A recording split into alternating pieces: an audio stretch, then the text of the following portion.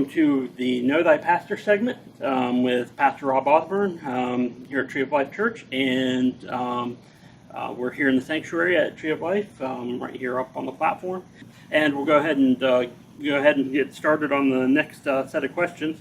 What has been the most challenging circumstance you have dealt with in your life? Most challenging circumstance. Probably one of the most challenging circumstances that I've had to deal with more recent was when we had to resign our church in Pennsylvania. It was, I loved the church, I loved the people.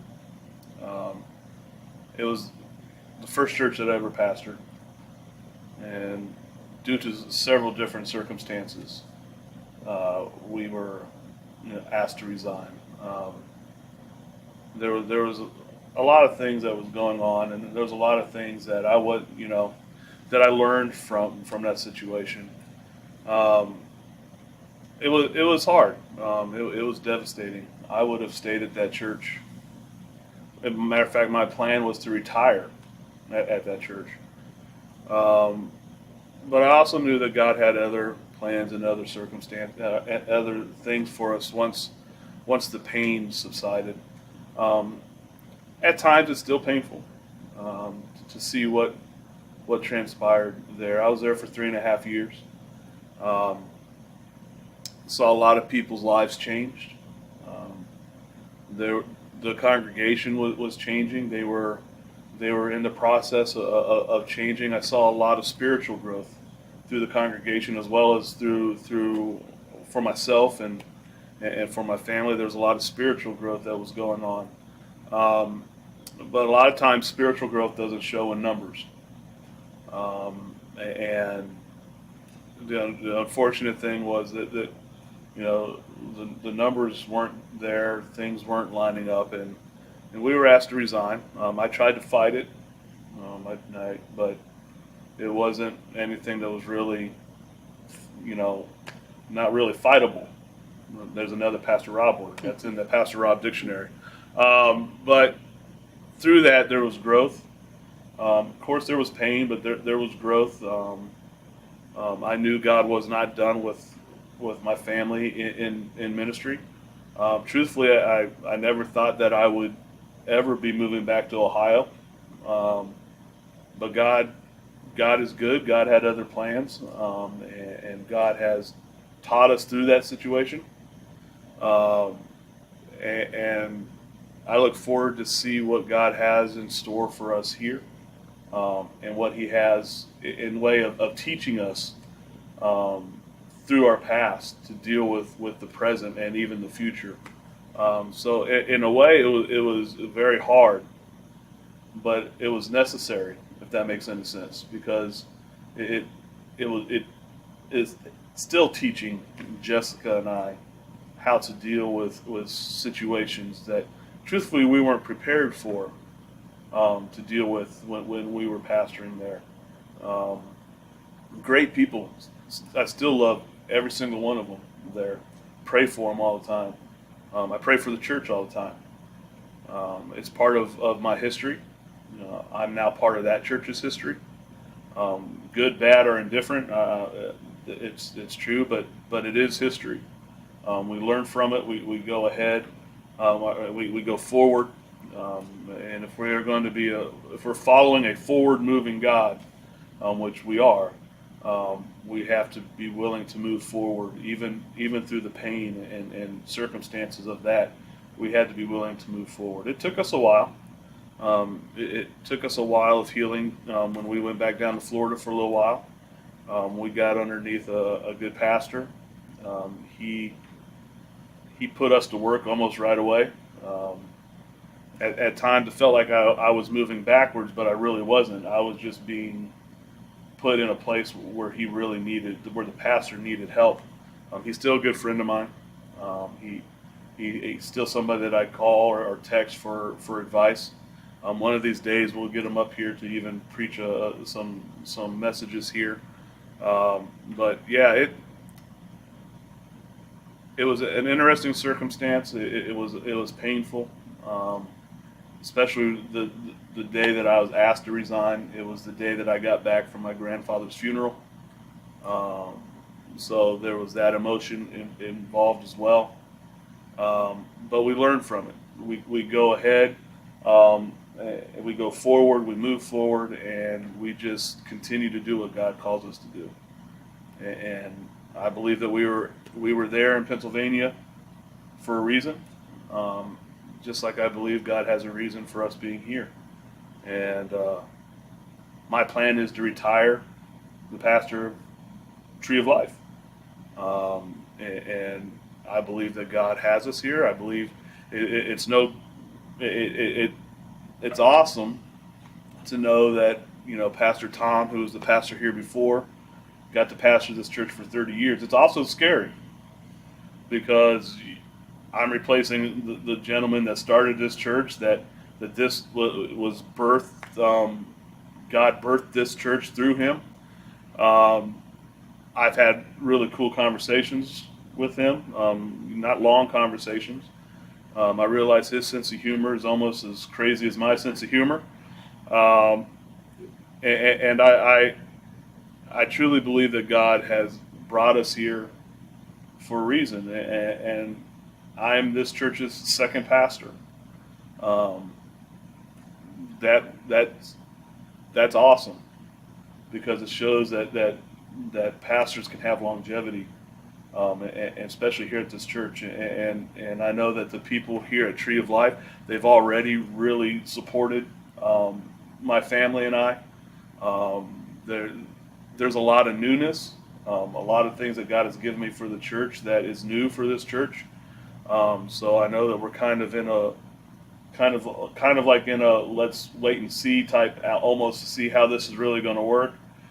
People are still trying to learn me. I'm still trying to learn the church and the people of the church, but we're family now, and I'm learning from that experience in Pennsylvania, because I did some things that were right, I did some things that were wrong, and some things happened that were not even in my control, my circumstances, and when you put all that together, things happen. But I believe that I'm a better pastor for it. I believe I'm a better person because of it, and I'm just excited to see what God has in store for Tree. What is the greatest thing you ever experienced or saw God do? The birth of my children. If you've never seen the birth of a child, it is the greatest, unbelievable God experience you can have. I was 20 years old when my first daughter was born. I was just a kid myself. And to see what my wife could do, and to see what God created, and how something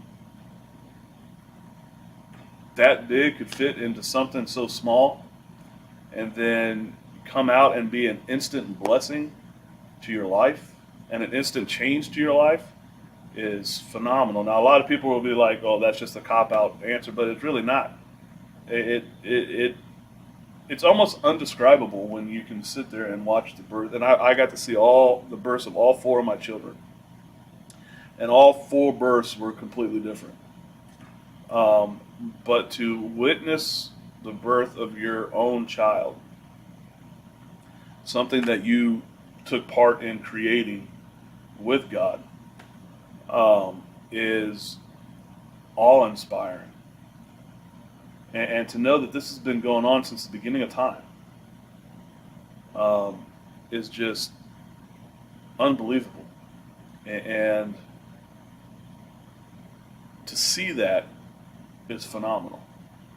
I've also seen God heal babies in the womb, literally in the womb. I have seen him. Matter of fact, our youngest daughter is a miracle. We actually thought, and we thought that we lost her before she was born. As a matter of fact, the doctors had told Jessica, to paraphrase the story, told Jessica that there wasn't even any evidence that she was ever pregnant, but had her come back the next day just in case. And the next day after we prayed, and we had people all over the country praying, we showed up the next day, and there Ava was right there on the ultrasound. And the doctor came in and said, "I don't know how we missed this." And I thought in my head, well, you didn't miss it. This is God. And it's just awe-inspiring to watch him work, to watch him heal, to watch him create, is just it's almost mind-blowing. And I've had several other experiences that are just crazy. There's so many of them. He's still just blowing my mind today. When I think that I have seen it all, God shows me something completely different. And he's doing great things in his church. People might not see it, but every Sunday I'm just blown away by certain things that happen each and every Sunday. Little things, big things, things that other people don't recognize. It's just it's awesome. It's awesome, and we don't even have words in the human language to express what he can do. But I can tell you, if you ever witness, or if you've never witnessed a birth of a child, it's completely God. And thank God he chose women to have children. That's all I got to say. Because if men had to do it, we would already be extinct. It would be over. God, that's just another proof that God knows how to be God, and God knows what he's doing. So, yeah, I think that just childbirth in general, but being able to experience it and see it happen is just mind blowing. What is your favorite hymn and why? This is funny. This is really funny. My favorite hymn has always been "I'll Fly Away." I can't even tell you why. I could tell you exactly where it is. It's page 333 in the Redback Hymnals.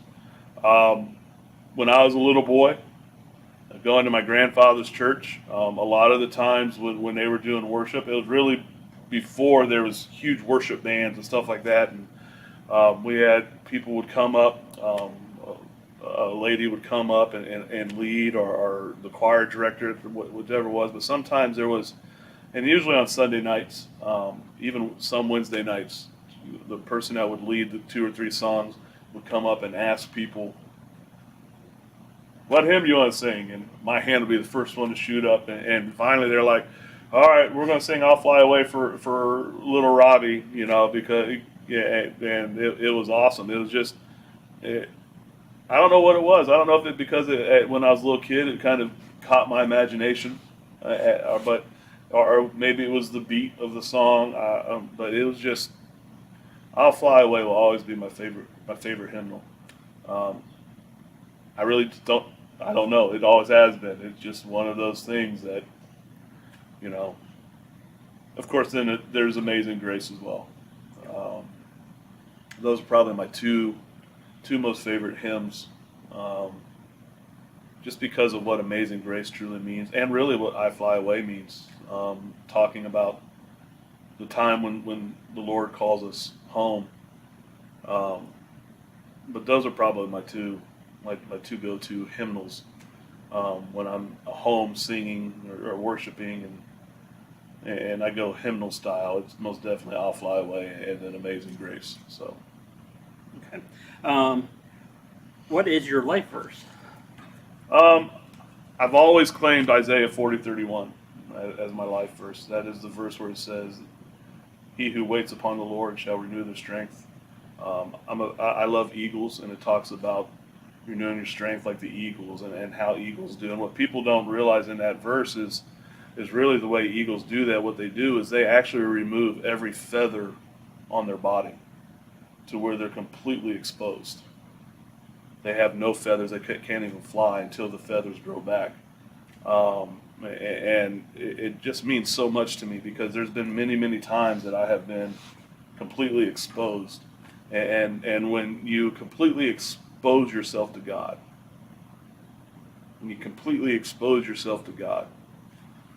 great things happen. And I think we need to get back to doing that, to just 100% wait on God and completely expose ourselves to God, and allow Him to regrow our feathers, so to speak, to make us stronger, to, you know, to where we won't get weary when we're running, like that verse talks about, to where we won't stumble when we're walking, like that verse talks about, and to continue to get stronger and stronger and stronger in our faith. And the only way that we're going to do that is if we expose ourselves to God. And also, Revelation 12:11 is one that has become a life verse more recently, where it talks about, where it says that we overcome him by the blood of our Lamb, by the blood of the Lamb and the word of our testimony. Talking about how we're going to defeat the devil, how we can defeat the devil each and every day. And it's through the blood of the Lamb, Jesus Christ, and through the word of our testimony, not just to other people, but also to ourselves, reminding us that this is what God has done for me. This is what the Lord has done for me. He took the beating of all beatings for me. He went to the cross for me. He defeated death for me. He calls me by name. He knows every hair that I have on my head. He loves me. He loves me more than I can even express. All of that, reminding yourself through your testimony of what He has done for you, helps you defeat the devil. And it reminds you of just how victorious you truly are, even if your life doesn't. Even if you look at your life and you don't think you're victorious, you're so victorious through what Christ has done for you. We need to get back to reclaiming our victory through the blood of Christ and through the word of our testimony. So those are probably my two life verses. Okay. Do you spend time daily with your family in prayer and devotion? As much as I can. With sports and stuff like that, of course, and I'm not making excuses, I always need to make more time for that. Everybody needs to make more time for that. It's sad because everybody in life, there's so many distractions now. We make sure that when we're out, we pray. We need to spend, every family, including my own family, needs to spend more time in family devotion and prayer. And I'm human. I know sometimes we look at pastors and we put them on this pedestal like they're perfect. Oh, well, I'm not. I'm human. We have distractions as well. And I'm not afraid to admit it. I'm an open book. There are things that I need to get better at. Just like everybody else, there's things that need to get better at. And one of them is making sure that we have time for family prayer and family devotion. With recent events that have happened in our community, I have really, really felt the urge to spend more time just as family. Yeah. And the devastation that has happened, and is still continuing to happen in our community, in our, even in our state and in our country. I feel that we need to spend more time with our families, just not in prayer and devotion, but just time. Yeah. Because truthfully, we never know when one of us are going to be called home. We don't know when the Lord decides to call all of us home. So we need to spend more time. Yes, we need to spend more time in devotion, and it's funny because all my kids, at one time or another, will tell me that to quit preaching to them. With my two oldest daughters, anything they did, I could turn into a sermon, and it drove them crazy. Especially when I was youth pastor, because especially my oldest daughter's age, I was just about her only youth pastor that she knew. So not only was I dad, but I was her youth pastor, and all that stuff. So she and at times I was her coach in sports. So she never even got a break from me. But I've been told several times by my kids, not so much Ava yet, but the other three, I've been told to quit preaching to them. But we definitely need to spend more time in prayer together and in devotion together. There are times that Ava and Robbie will even ask me biblical questions, and sometimes I think, well, I already knew that when I was their age, but then I also realize that things are different. So I take the time to explain it to them, and I love it when they ask me questions. Um, it's a different form of devotion, but I love it when they do that. Just so I can try to explain things to them and things that aren't necessarily being taught in churches anymore, which is a shame. Even the basic stuff that really isn't being taught to them. Not just to them, but in churches, around the country. So yeah, I know as a parent, I know even as a pastor that I need to spend more time with them in devotion, with them in prayer. I pray for my children daily, all four of them, and my grandson. Cover them in prayer because there are so many things out there that are trying to take our youth. So I make sure I cover them in prayer. But I know that all of us can say that we don't spend enough time in devotion and prayer with our children. And we all need to get back to it, including me. And I know that, and it's going to happen. It needs to happen. It will happen, because there will be a day that I'm not there for them. We all have an expiration date, and I need to make sure there's enough word that's put into them and enough prayer to get them past certain situations. So, can never spend enough time in devotion and prayer. Okay, that'll be it for this segment. We have a couple more segments coming, so stay tuned.